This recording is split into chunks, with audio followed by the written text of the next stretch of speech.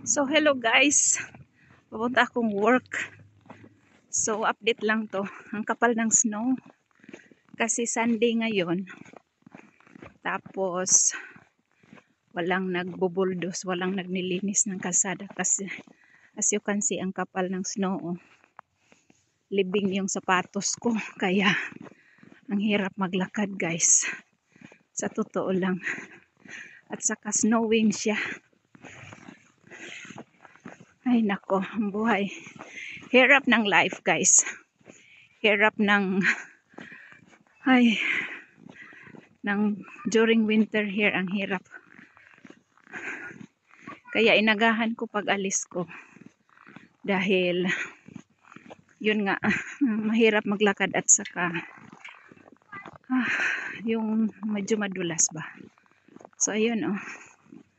So this is winter. Winter life in Finland.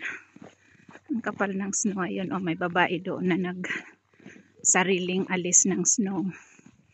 Kanya-kanya silang alis ng snow guys. Oh, yan din, babae din dyan sarili ding alis. Kasi pag medyo makapal na talaga ang snow, mahirap. Diba? Ganarn. Oh. Buti nga lang ako, naglakad lang ako. So yun guys. So yung during summer na lalakarin ko na ano lang 8 minutes. Pag winter abutan ako niya ng 14 or 15 minutes.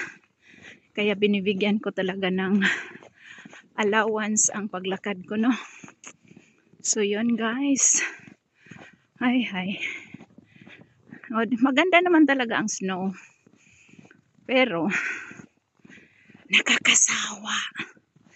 nakakasawa guys. Kasi ano pa lang tayo ngayon, December. Nag-start ang snow November. So yun, aabutan pa tayo nito ng March, April. O diba? Ay. So yarn.